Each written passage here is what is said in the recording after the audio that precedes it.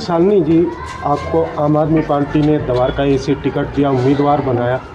किन मुद्दों के साथ आप जनता के बीच में जाएंगे और क्या कमियां आपको नज़र आ रही द्वारका वार्ड में? सबसे पहले तो मैं अरविंद केजरीवाल जी का और आम आदमी पार्टी के शीर्ष नेतृत्व का दिल से धन्यवाद करती हूँ कि उन्होंने मुझ पर भरोसा किया और इतनी बड़ी जिम्मेदारी निभाने का मौका दिया।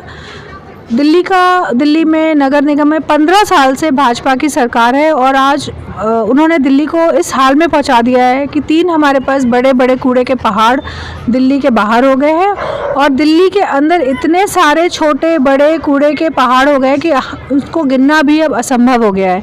और इसके अलावा और बनाने की इनकी शुरुआत है कि 16 और ये बनाएंगे। भ्रष्टाचार में अगर हम इनकी बात करें तो इनकी कोई कहानियाँ इनकी भ्रष्टाचार की ख़त्म ही नहीं होती। हर जगह भ्रष्टाचार, चाहे आप बाज़ारों में देख लीजिए, रेडी पटरी वालों से भ्रष्टाचार, कोई अपना घर बनाना चाहता है तो उनके साथ उगाही करने में हर तबके के लोगों को इन्होंने परेशान कर रखा है। तो अरविंद केजरीवाल की सरकार एक ऐसी सरकार है जिस पे दिल्ली की जनता भरोसा करती है।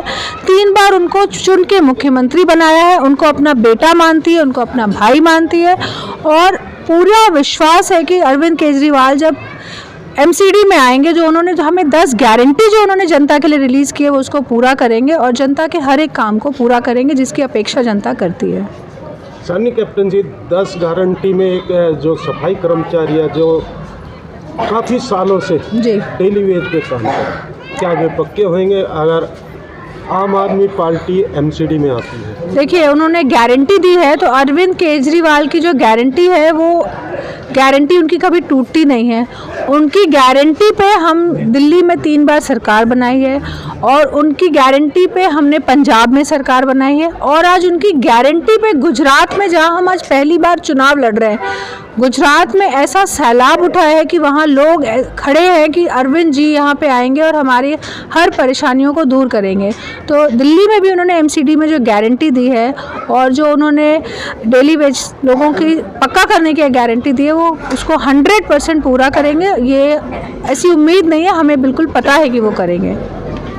कैप्टन सालनी जी, अगर कूड़े की ढेर बात करती है आम आदमी पार्टी दिल्ली MCD में, क्या कहीं उस कूड़े के ढेर को हटाने की कोई व्यवस्था ऐसी कि जो दिल्ली से बाहर जाए या फिर उस ढेर का कुछ ऐसा निरीक्षण निकाला हो कि वो ख़त्म हो जाए? देखिए, बहुत हैरानी होती है कि दिल्ली देश की राजधानी है और यहाँ पे 15 साल से भाजपा एक कूड़े की व्यवस्था नहीं कर पाई है और अभी उन्होंने स्टेटमेंट दिया है कि कूड़ा तो रहेगा ही, कूड़ा हम कहाँ ले जाएं। अब अगर हम बाहर के देशों की बात करते हैं तो क्या सड़कों पे वहाँ कूड़ा दिखता है? क्या गली गली में कूड़ा रहता है? क्या घर के बाहर कूड़ा रहता है? तो अरविंद जी ने कहा है कि हम बाहर की कंपनियाँ, जो बाहर के देश विदेश में जो कंपनियाँ इस कूड़े को मैनेज कर रही हैं, हम उनको अपने पैनल पे लाएंगे, उनसे हम विचार विमर्श करेंगे, उनको हम हायर करेंगे कि वो दिल्ली को एकदम एक ग्लोबल लेवल की सिटी बना के वो हमें देंगे। अब हम बात करते हैं दिल्ली की, ये तो दिल्ली की बात होगी, मगर जो कैप्टन सालनी जी है द्वारका वार्ड से चुनाव लड़ रही, उसमें क्या कमी नज़र आ रही? कौन से विकास कार्य होंगे जो रुके हुए हैं द्वारका वार्ड के? देखिए, सबसे पहले तो मैं बात करूं, अगर नगर निगम का चुनाव है तो सबसे पहले मैं बात करती हूं कि एक छोटी सी समस्या है कि आप मार्केट जाते हैं तो मार्केट में वहाँ पे शौचालय नहीं है। महिलाएं मार्केट जाती हैं, फिर घर वापस आती हैं कि भाई शौचालय नहीं है तो हम क्या करें? कुछ मिलेगा? बिल्कुल मिलेगा, 100% मिलेगा, क्योंकि खुद एक महिला होने के नाते इस समस्या को हमने झेला है। दूसरी बात, आप बाज़ार जाते हो, भाजपा ने अपने मैनिफेस्टो में पिछली बार कहा था कि रात को मार्केट को हम साफ़ करेंगे और सुबह लोग मार्केट आएंगे तो मार्केट चमकती रहेगी। उन्होंने दोबारा मैनिफेस्टो में यही कहा है। जब वो पिछली बार नहीं चमका पाए 5 साल में, तो अब क्या चमकाएंगे? सुबह मार्केट में रात में भी कूड़ा रहता है, सुबह भी कूड़ा रहता है, दोपहर को भी कूड़ा रहता है। उसके बाद द्वारका में रेडी पटरी वालों को परेशान करना। कोविड में वैसे ही लोगों की रोज़गार चला गया, कोविड में वैसे ही कितने लोगों को जीवन यापन करने में तकलीफ़ आ रही।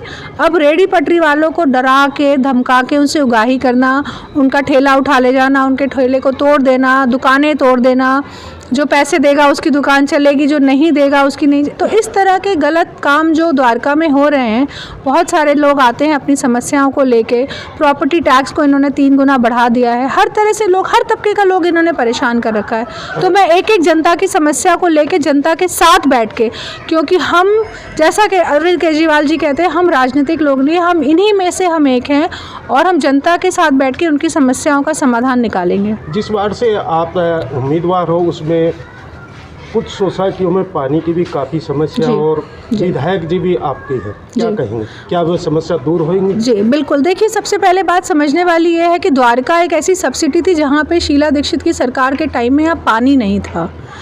पूरा द्वारका खारा पानी और टैंकर पे डिपेंडेंट था। अरविंद केजरीवाल की सरकार ने यहाँ पे हमें मीठा पानी नलों में दिया है और ये चीज़ बहुत बड़ी बात है कि हमने एक तरह से यहाँ से टैंकर माफिया को ख़त्म किया है।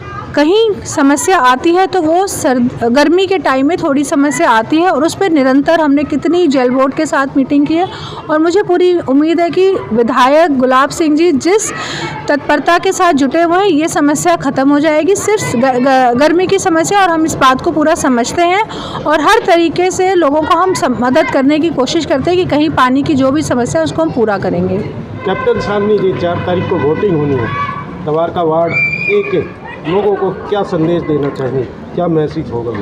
मैं द्वारका वार्ड ए के समस्त नागरिकों को, सारे रेसिडेंट्स को ये निवेदन करना चाहूँगी कि 15 साल आपने नगर निगम में भाजपा को मौका दे के देख लिया।